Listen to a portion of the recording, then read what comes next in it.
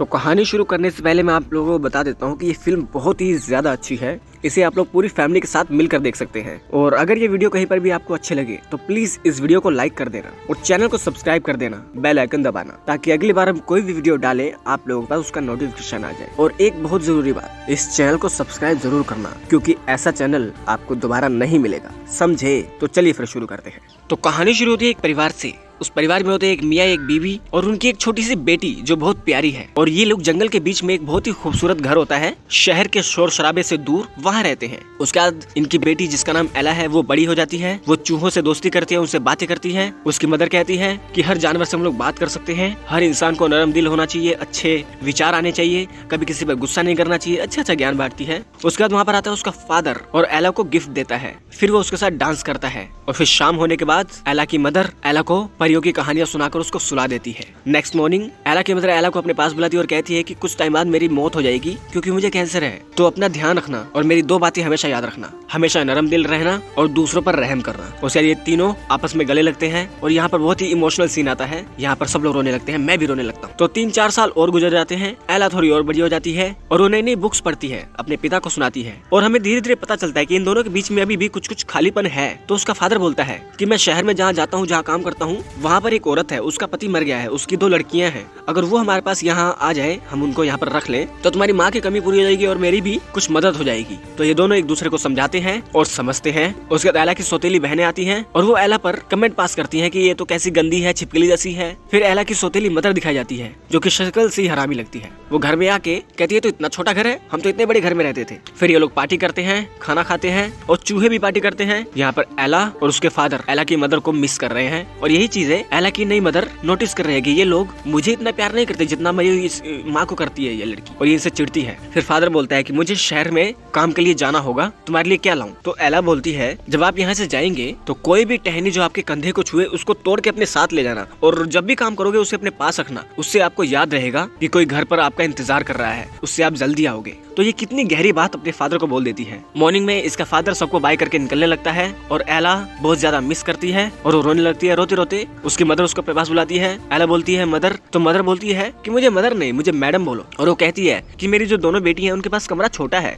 और तुम्हारा कमरा बड़ा है, तो तुम अपना कमरा इसको दे दो, मतलब कि अपना कमरा इन दोनों को दे दो और तुम स्टोर रूम में चले जाओ। उसके बाद एला अपना सारा सामान लेकर स्टोर रूम में आ जाती है जो कि ऊपर की तरफ होता है और वहाँ बहुत गंदगी होती है, वहाँ पर चूहे रहते हैं। एला उनके पास आकर उनसे बातें करती है, कहती है कि अब मैं भी तुम्हारे साथ रहूंगी, अब मैं तुम्हारी पार्टनर बन चुकी हूँ। और नीचे इसकी दोनों बहनें सुनती है कि ये किनसे बातें कर रही है, ये लगता है पागल है। उसके बाद मॉर्निंग होती है और एला निकलती है, बत्तखों के अंडे लेकर किचन में आती है और किचन में जो नौकर होते हैं उनसे भी बहुत अच्छे से बातें करती है। और यहाँ पर एला की जो सिस्टर्स हैं उनका टैलेंट दिखाया जाता है कि एला की एक सिस्टर गाना गाती है बहुत ही बेसुरी आवाज में, एक उसकी ड्राइंग करती है। तो इवनिंग में एला के पास पोस्टमैन आता है और वो बताता है कि आपके फादर आपको बहुत ज्यादा मिस कर रहे थे और वो रास्ते में आ रहे थे, वो बीमार पड़ गए और उनकी मौत हो गई, और मरते मरते वो सिर्फ 2 ही नाम बोल रहे थे, एक तुम्हारा और एक तुम्हारी माँ का। तो यहाँ पर एला बहुत ही ज्यादा उदास हो जाती है और यहाँ पर मैडम घर के सारे नौकरों को निकाल देती है क्योंकि अब इनके घर में अब कमाने वाला कोई नहीं रहा, और घर के सारे काम जो नौकरों के काम होते हैं वो एला से करवाती है। और एला को काम के बोझ के नीचे दबा देते हैं ये लोग और एला को झूठा बचा हुआ खाना देते हैं और एला रोती है और वो झूठा बचा हुआ खाना चूहों के लिए डाइनिंग टेबल बनाती है और उनको खिलाती है। उसके बाद एला को जिस कमरे में ये लोग रखते हैं उस कमरे में ठंड बहुत होती है, लेकिन वो चिमनी के पास ही सो जाती है जहाँ पर थोड़ी गर्मी होती है। मॉर्निंग होती है, वो सबके लिए खाना बनाती है और उसके चेहरे पे धूल लग जाती है। तो इसकी सिस्टर्स इसका नाम सिंड्रेला रख देती है और सिंड्रेला कहती है कि मुझे आपके साथ बैठकर खाना खाना है, लेकिन मैडम कहती है कि तुम नौकर हो, अपनी औकात मत भूलो, और उसकी बेइज्जती करके उसको भगा देती है। और यहाँ पर एला फिर से बहुत ज्यादा रोती है और अपनी मदर को, अपने फादर को याद करती है। उसके बाद वो घोड़े पे बैठती है और निकल पड़ती है जंगल में घूमने के लिए। और तभी वो अपने सामने देखती है एक बड़ा सा जानवर जिसका कोई शिकार कर रहा है, तो वो उसको समझाती है कि तुम भाग जाओ, तुम्हें कुछ शिकारी ढूंढ रहे हैं। उसके बाद वो भाग जाता है, उसका शिकारी लोग आ जाते हैं, वो उस जानवर के पीछे भागते हैं और तभी एला भागती है और एला के पीछे भागता भागता ये बंदा जिसका नाम किट है वो आ जाता है और वो एला को बोलता है कि तुम ठीक हो? तो एला बोलती है हाँ मैं तो ठीक हूँ, लेकिन तुम ठीक हो कि नहीं? तुमने बताओ एक बेजुबान जानवर की जान लेने की कोशिश कैसे की, वो इतना प्यारा है। तो ये कहता है ठीक है मैं उसकी जान नहीं लूंगा। उसके ये दोनों आपस में बहुत ज्यादा अच्छी अच्छी बातें करते हैं और यहाँ पर एला अपनी मदर के वही 2 शब्द बोलती है, हमेशा दूसरों पर रहम करो और रहम दिल रहो। और तभी किट के सेनापति वहाँ पर आ जाते हैं और हमें पता चलता है कि राजकुमार है और वो उनको एकदम से मना लेता है कि मैं किट हूँ, यानी कि वो एला के सामने ये प्रस्तुत नहीं होने देता कि ये राजकुमार है और वो एला से दोस्ती करता है। उसके बाद प्रिंस आ जाता है अपने राज्य में, अपने फादर को बोलता है कि मैं एक लड़की से मिला और मुझे उसी से शादी करनी है, वो बहुत प्यारी है, बहुत अच्छी है। लेकिन इसका फादर कहता है कि बेटा अब तो मैं मरने वाला हूँ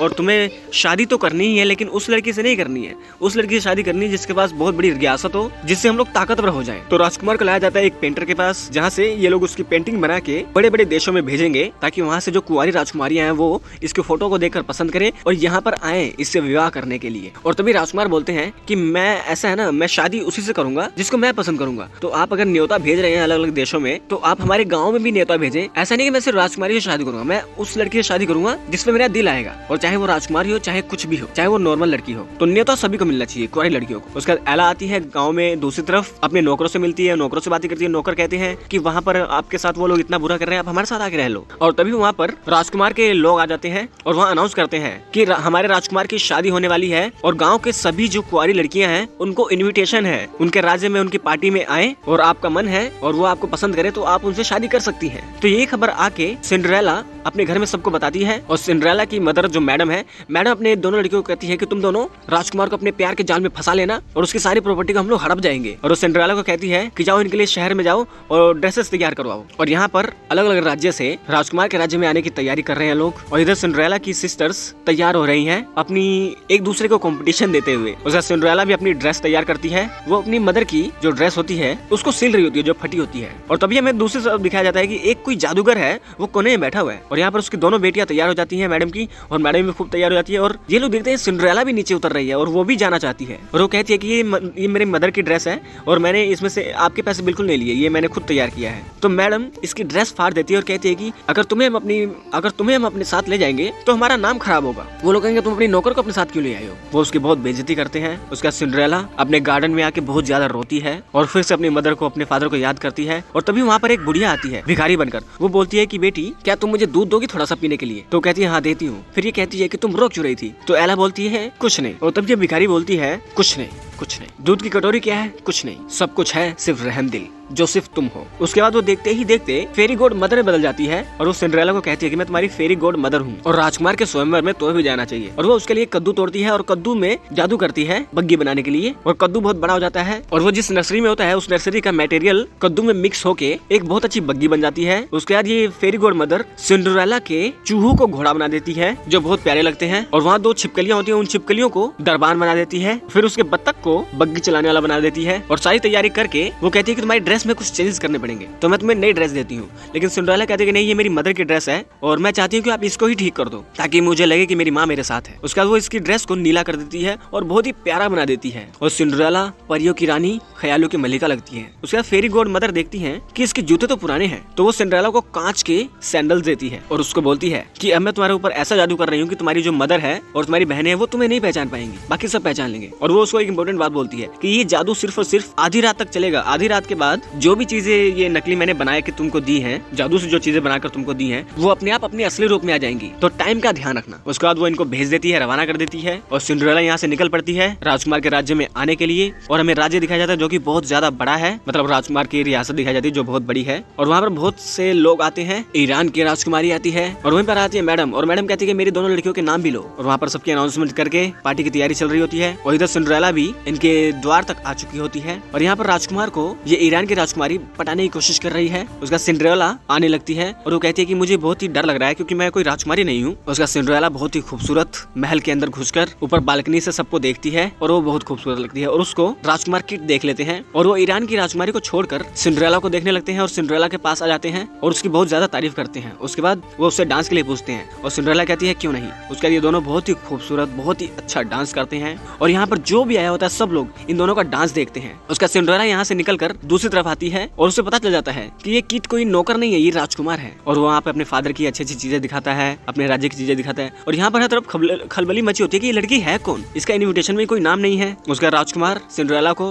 अपने बगीचे में लेके आते हैं, अपने गार्डन में लेके आते हैं और उसको झूले पे बैठाकर उसकी बहुत तारीफ करते हैं और इन दोनों में बहुत अच्छी अच्छी बातें होती हैं। और राजकुमार देखते हैं कि इसकी सैंडल तो कांच की है और वो बहुत प्यारी है और वो उनके पैरों में वो सैंडल पहना देते हैं। उसका सिंड्रेला देखती है कि मेरा टाइम होने वाला है और वो राजकुमार को बोलती है राजकुमार मुझे अभी जाना होगा और मैं क्यों जा रही हूँ ये मैं तुम्हें अभी बता नहीं सकती और मैं तुम्हें अपना नाम भी नहीं बता सकती। उसके बाद यहाँ से भागने लगती है क्योंकि आधी रात होने वाली है और वो पार्टी के बीच में भागती भागती किट के फादर जो राजा हैं उनसे टकराती है और उनको बोलती है कि आपका बेटा बहुत अच्छा है और वो आपसे बहुत प्यार करता है और वो बहुत ही समझदार राजा बनेगा। ये बात बोल के वो राजा से निकलने लगती है। निकलते निकलते उसकी सैंडल उसके पैरों से निकल जाती है और पीछे राजकुमार किट होते हैं तो वो अपनी सैंडल वापस लेने नहीं जाती। वो आकर अपनी बग्गी में बैठती है और बग्गी इनकी चालू हो जाती है और राजकुमार किट उस सैंडल को उठाते हैं और उसके दोनों सेनापति आते हैं। वो कहते हैं ये कौन है? तो राजकुमार कहते हैं कि उनका पता लगाओ कौन थी वो। उसके बाद पूरी सेना निकल पड़ती है उस राजकुमारी के पीछे, मतलब सिंड्रेला के पीछे कि वो कौन है। और सिंड्रेला जैसे जैसे टाइम गुजरता है वैसे वैसे चीजें नॉर्मल होने लगती हैं और दोनों छिपकलियों के पूंछी आ जाती हैं और एक छिपकली अपनी पूंछ से इनके राजा का मेन डोर वो बंद कर देते हैं और सेना पीछे रह जाती है और ये लोग भागते रहते हैं। भागते भागते जो दरबान होते हैं वो छिपकली बन जाती हैं और धीरे धीरे जो घोड़े होते हैं वो भी चूहे बन जाते हैं और बग्गी चलाने वाला भी बत्तख बन जाता है और धीरे धीरे सभी चीजें अपनी रियल फॉर्म में आ जाती हैं। उसका सिंड्रेला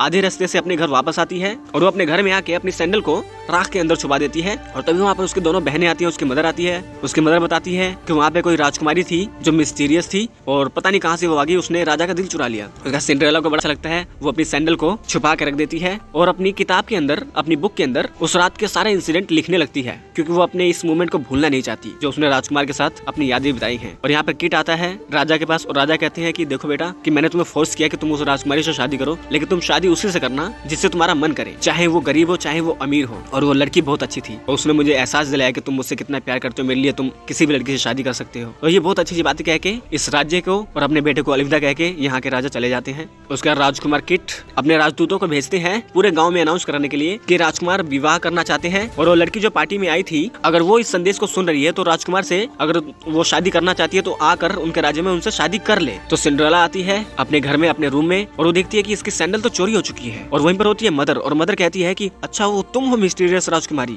अगर उस राजकुमार को पता चला कि तुम एक घर की नौकरानी हो तो क्या वो तुमसे शादी करेगा? तो सिंड्रेला कहती है कि मैं उससे प्यार करती हूँ, वो भी मुझसे प्यार करते हैं, लेकिन ये मैडम कहती है कि ऐसा ना, एक डील करते हैं, तुम उससे शादी कर लो और तुम राजकुमारी बन जाओ और मुझे हमेशा अपने पीछे रखना, यानी कि राजकुमार को मैं अपने काबू में रखूंगी, कोई भी फैसला लेने के लिए वो मेरे से पूछे। बेसिकली यही राज करना चाहती है राजकुमार के जरिए। और सिंड्रेला को ये बात अच्छी नहीं लगती। वो कहती है कि नहीं, मैं राजकुमार से प्यार करती हूँ, उसकी दौलत से नहीं। तो यही ऑफर लेके वो आती है राजकुमार के सैनिक के पास और उसको बोलती है कि ऐसा है ना, आपका जो राजकुमार है वो मेरी नौकरानी से प्यार करते हैं, अगर नौकरानी से शादी हुई तो इस राज्य की बहुत बेइज्जती होगी और आप शादी करवाना चाहते हैं उसकी ईरान की रानी से जो कि आपको बहुत सारी दौलत देगी, तो उसमें से कुछ दौलत मुझे चाहिए। तो ये राजी हो जाता है। उसका सेनापति आता है राजकुमार के पास और राजकुमार को बोलता है वो सैंडल देकर कि वो जो जिसके तुम तलाश कर रहे हो उसने अपना जूता, अपना सैंडल सड़क के बीचों बीच घेर रखा था और वो आपके काबिल नहीं है, आप ईरान की राजकुमारी से शादी कर लीजिए। लेकिन राजकुमार किट कहते हैं कि नहीं, अभी एक सैंडल बाकी है, हम उस लड़की को ढूंढ के रहेंगे जिसमें मेरा दिल आया है, अगर उसकी भी मर्जी हुई तो मैं उससे शादी करूंगा। और एक पूरा राज्य में एक सर्च अभियान चलाइए कि जिसके भी पैर में ये सैंडल आ जाए मैं उसी से शादी कर लूंगा। उसके बाद राजकुमार की सेना निकल पड़ती है। हर गाँव में हर कुंवारी लड़की के पैरों में